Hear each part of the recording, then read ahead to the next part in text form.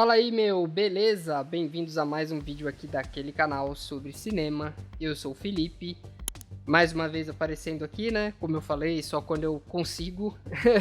Estamos aí novamente, dessa vez para comentar sobre um filme que, de certa forma, deu uma polêmica, né? Sem precisar dar, que é o Sound of Freedom, que lançou esse ano, em 2023. E desde o lançamento dele lá nos Estados Unidos, no início do ano, se eu não me engano, ele já vinha causando algumas polêmicas, né? Aqui no Brasil também, quando lançou, se eu não me engano, lançou em setembro. Olha só como eu tô, né? Atrasado.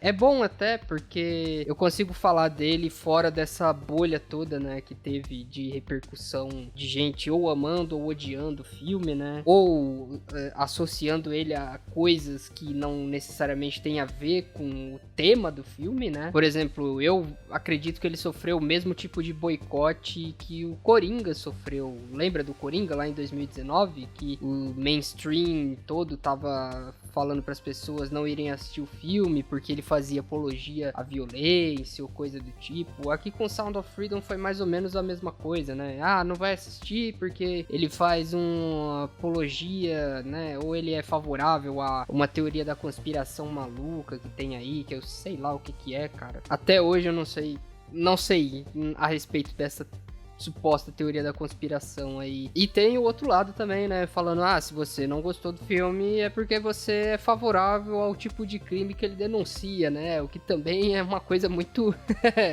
Calma aí, gente. Vamos colocar o pé no chão, vamos olhar o filme como obra audiovisual, né? Que essa é a minha ideia aqui. Vamos sair dessas bolhas, né? Que destroem o nosso debate, que destroem a gente no geral, né? A gente fica contaminado, seja por política ou qualquer coisa do tipo que esteja, né? Polarizando o país ou o mundo nesse exato momento. E a gente acaba esquecendo de olhar a obra como ela é, de fato, né? Então a arte se perde nesse caminho. Bom, então eu vou fazer esse papel aqui. Eu vou olhar o filme, como obra audiovisual. Até mesmo depois desse burburinho todo, né, da época do lançamento dele aqui no Brasil, eu acho que vai ser bem saudável, né, olhar ele fora desse contexto. Então eu vou falar aqui as coisas que eu gostei, o que eu não gostei, o que eu acho que não funciona bem no filme, tá? Falando em termos mais técnicos, né? Avaliando o filme como obra em si, né? Bom, esse filme é dirigido pelo Alejandro Monteverde, que eu nunca tinha ouvido falar. Aqui no Sound of Freedom, eu acho que ele tem um trabalho competente em determinado momento do filme. Depois eu sinto que ele perde a mão,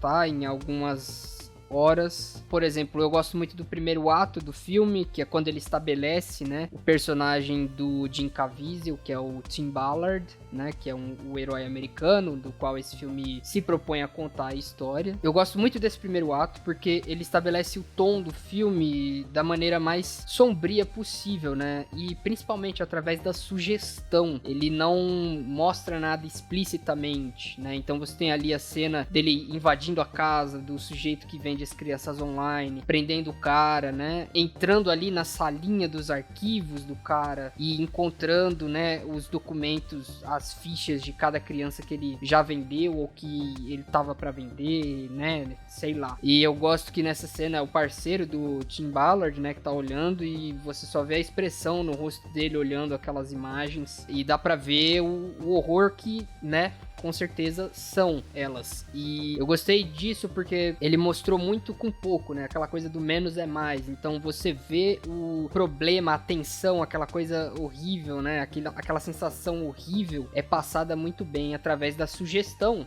nesse primeiro ato, né? Eu acho que ele estabelece muito bem, né, a dinâmica que o filme, na minha opinião, deveria ter seguido até o final, mais ou menos. Claro, ele estabelece, né, o ponto da trama principal, que é o MacGuffin, né, que a gente chama em roteiro, que é aquele objeto, aquela pessoa, né, que é o foco da trama que o protagonista vai perseguir ao longo da história do filme, né? Ele estabelece que é uma menina, né, e ela tem um núcleo ali com o pai e o irmão, inclusive mostra muito bem bem como essas pessoas que traficam, né, crianças operam, né, então oferecendo ali um trabalho de modelo para as crianças, né, e numa suposta agência. Eu acho muito interessante porque conversa muito com o mundo real, né, quantas pessoas não passam por isso, né, isso as que vivem para contar essa história depois, tá? No caso do filme, são crianças, né, e é bem mais pesado por causa disso. Ele estabelece muito bem isso, né, esse ponto de foco da trama, eu acho que é muito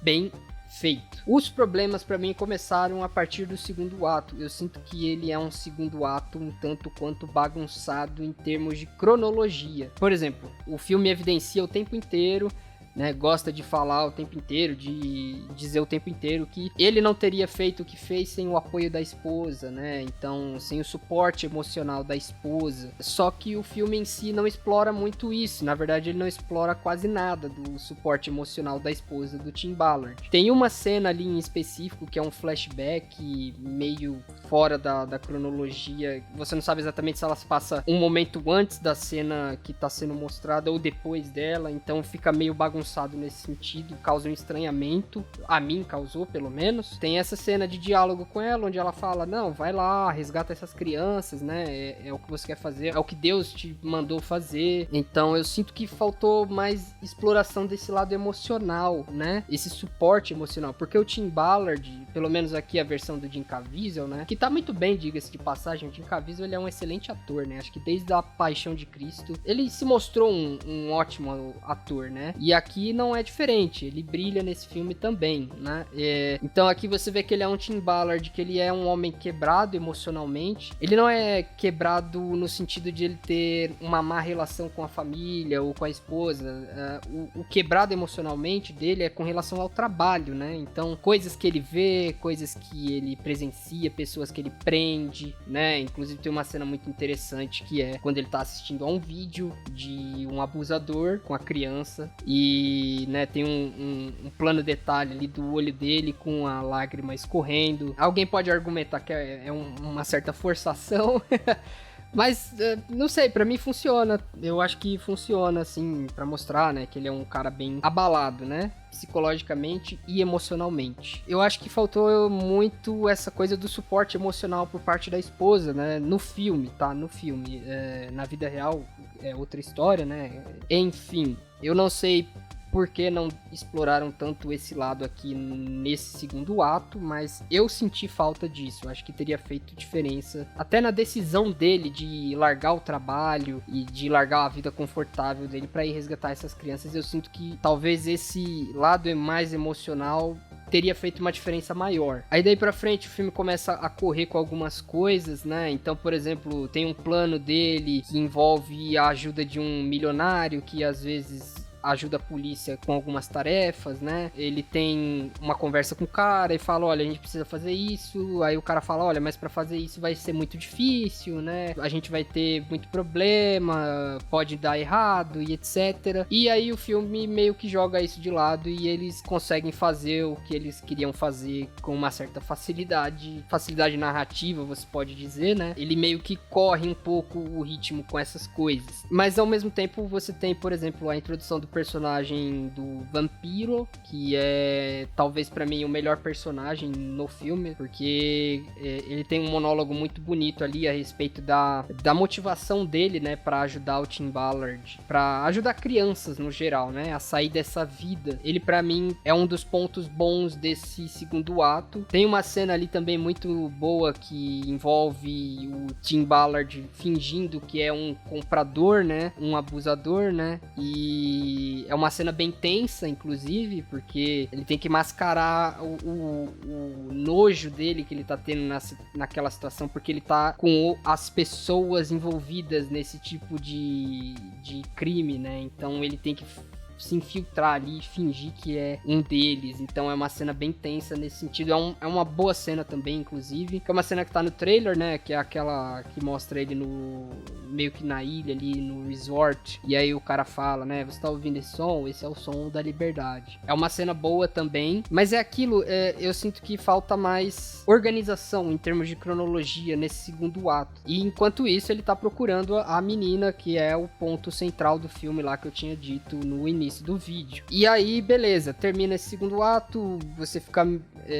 eu fiquei, né, meio... Tá, eu perdi um pouco o ritmo aqui, eu não sei exatamente o que ele quer me contar. Vamos pro terceiro ato, então, né, que aí envolve uma outra região, ele precisa ir pra outro lugar, né, e aí resgatar a menina de fato, né. Então, eu sinto que nesse terceiro ato ele recupera um pouco do fôlego, né. Ele não me causou o impacto emocional que eu senti no primeiro ato ali. Eu lembro que nos primeiros 30, 40 minutos de filme eu já tava emocionado, eu tava, né, enfim. E eu sinto que no terceiro ato faltou isso, sabe? Faltou mais emoção, apesar dele ser bom. Mas é aquilo, talvez ele tenha sofrido por causa do segundo ato que é mais bagunçado. Não sei, pode ser também, né? É uma opinião que eu tenho aqui também. Inclusive, esse terceiro ato, ele me lembrou bastante...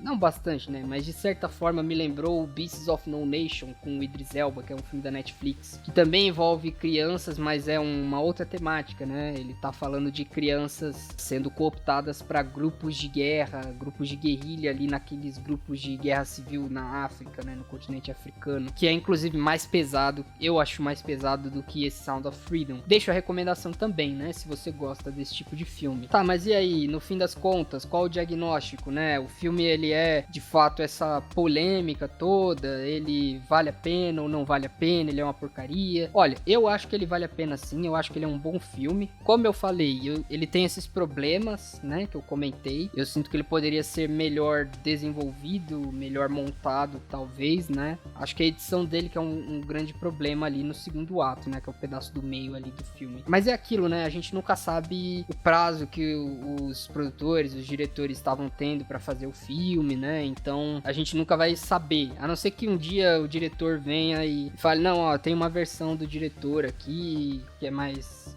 organizada, sei lá, nunca saberemos, né? Inclusive é muito louvável que esse filme tenha feito uma campanha de crowdfunding, né? Que é quando você tem pessoas contribuindo financeiramente pro filme acontecer, né? Porque nenhuma produtora grande, nenhuma grande companhia de filmes quis comprar esse filme, né? Quis comprar essa história. Então eu acho bem legal que ele é meio que um filmão independente, vai, por assim dizer, que fez muito sucesso de bilheteria. Então eu acho bem legal isso, né? Isso é um fator que eu valorizo bastante nele. Por fim, eu daria uma nota 7, né? Eu daria uma nota 7 para esse filme. Eu sinto que ele poderia ser melhor desenvolvido nesse sentido, mas eu ainda digo que ele vale a pena assistir sim, se você gosta desse tipo de filme, mas vá preparado, porque é uma temática pesada, né? Porque é história real, né? São coisas reais, coisas que são pertinentes a nós como humanidade, que entristecem, né? Saber que existem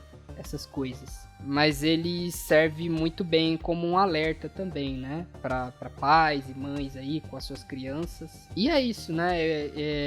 Eu espero que você tenha gostado do vídeo. Se você ficou até aqui, não se esquece de se inscrever no canal e ativar o sininho para receber as notificações. Muito obrigado para você que vem me acompanhando, que vai me acompanhando, né? Sempre que eu posto alguma coisa aqui. Eu vou tentar melhorar o ritmo de vídeos aqui no canal, tá? Quem sabe a partir do ano que vem eu consiga já postar com uma certa frequência. E é isso, né?